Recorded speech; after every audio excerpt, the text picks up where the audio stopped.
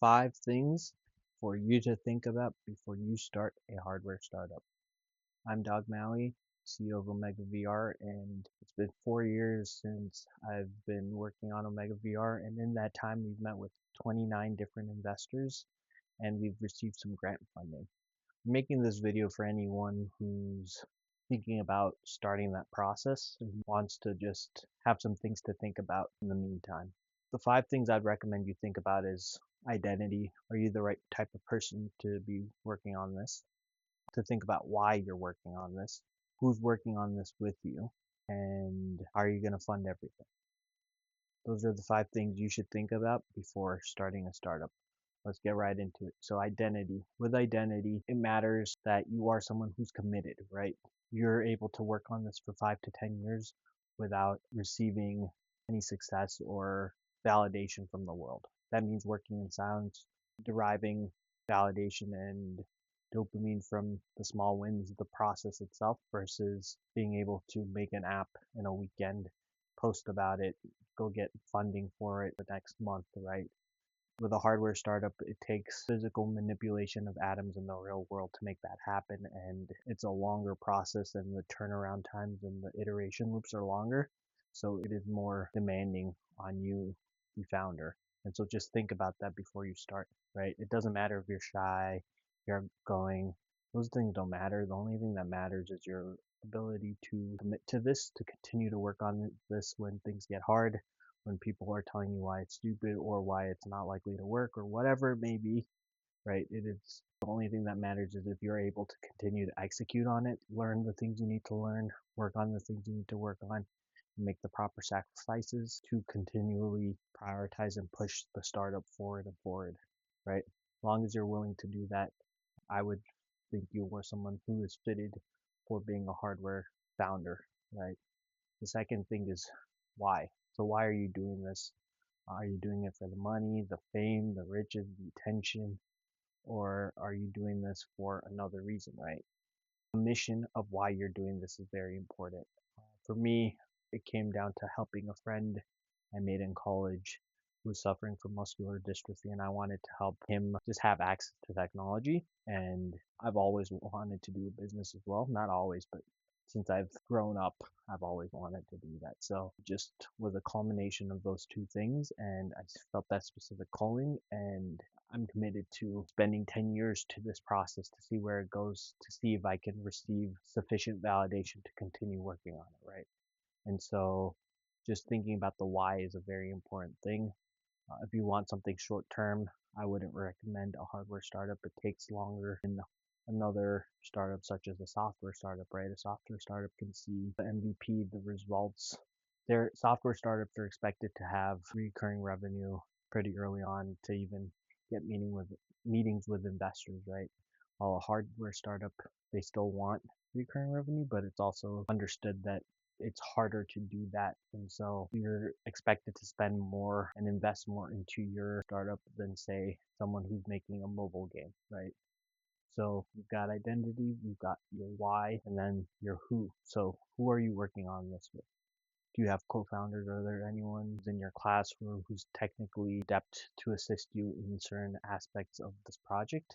So if you know someone who can commit to the startup equally, and as long as you plan to do it and has the same work ethic, they should be your co-founder. But if not, you can identify a different structure of working together so you can still get the assistance you need while they aren't burdened with the commitment of a 10-year project where you're giving it your all and they may be giving it 60% due to life circumstances. So just think about who you want to do this with.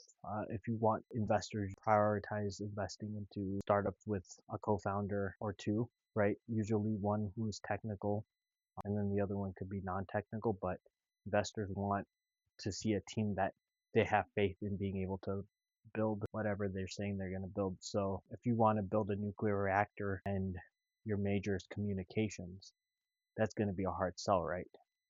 Unless you're asking for money to then buy a team, but then why are you in that process, right? So you want to position yourself as being someone capable of achieving the goals of the startup, right? And so within that, there's a lot of learning you have to do. and it's effectively who you want to become or who you are or are becoming, right? That's the self.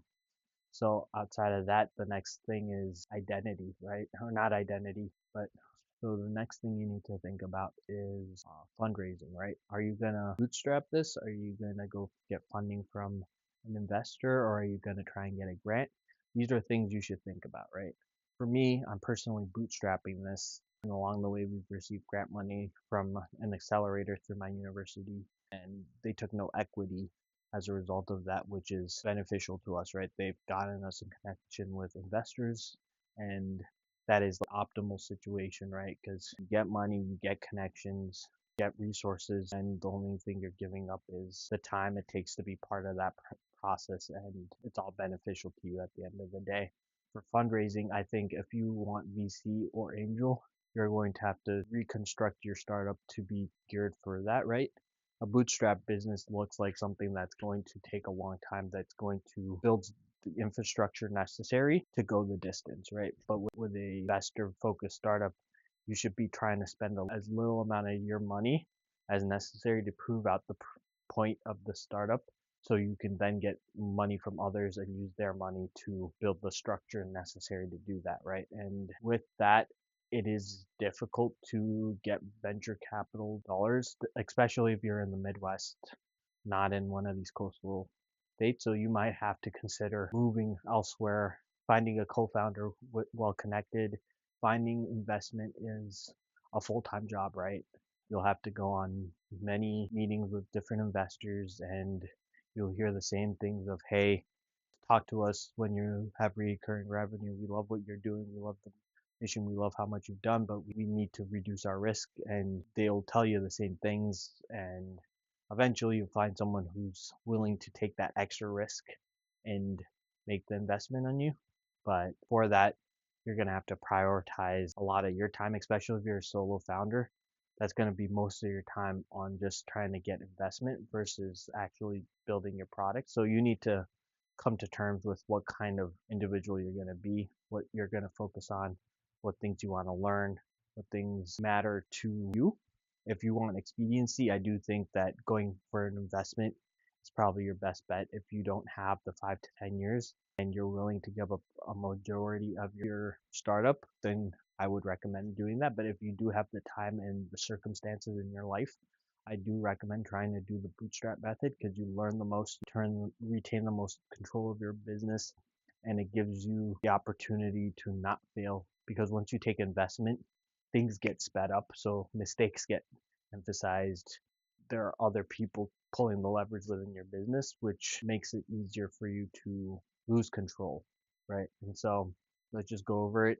Identity is first thing to think about. Are you the right type of person, or are you able to become the right type of person to work on a hardware startup? Two, what kind of, I guess, why are you trying to do this, right?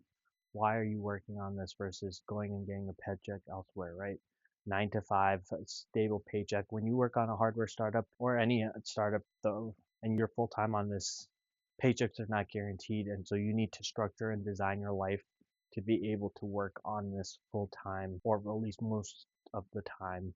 And that looks like you have to get creative, right? You have to be intentional with a lot of things. If you're not, it is hard enough to do it when you're fully committed, to where if you're not fully committed, it is very difficult for you to not be successful in this. So just make sure that if you're going to do this, make sure you're all in, right? So who are you working on this with? That's the other important aspect. Just make sure you've got someone. If not, make sure you at least have advisors, other friends and engineers that you can reach out to when you're stuck and they can help you out. And then, right, funding is the other aspect to think about. So one last time, identity, why, who, and then funding. Those are the four. Did I miss one? Identity, why, funding, and then lifestyle. That's the one I was forgetting. Lifestyle. With lifestyle, that's the biggest one, right? You need to design your life to be compatible with a startup, especially a hardware startup. You need equipment to actually build your product. So you need space, right? For me, I live with my parents, and when I was working full time, I was paying rent, and now I am fortunate enough to not have to pay rent. and I acquired most of the equipment I needed, and then I was able to just set up everything I needed, assuming I never got another dollar, to make a very compelling product to either sell or reach out to investors.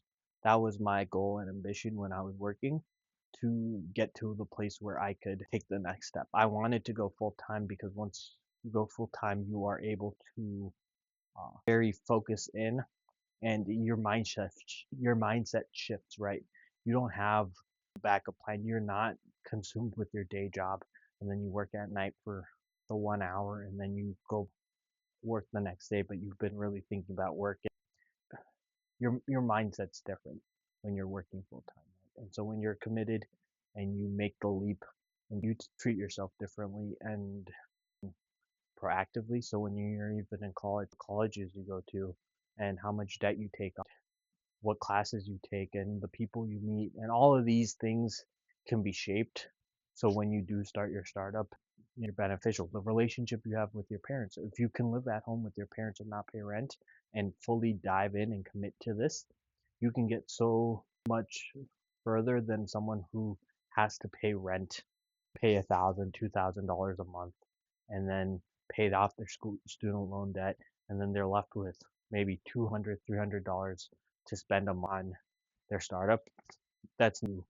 Progress a hardware startup, so you have to be almost committed to make any sufficient process and progress, right? Because without that, it's going to take you way too long, and other things in your life are going to start to cannibalize your time, attention, and your resources. So you just really need to be intentional and design a life that is compatible with a hardware startup. So just think about that before you start a hardware startup, because it's not easy. You can't do this passively. It's not like picking up pickleball, right? Where you go 5 hours a week. No, most of your life, most of the things you think about will be in relation to this.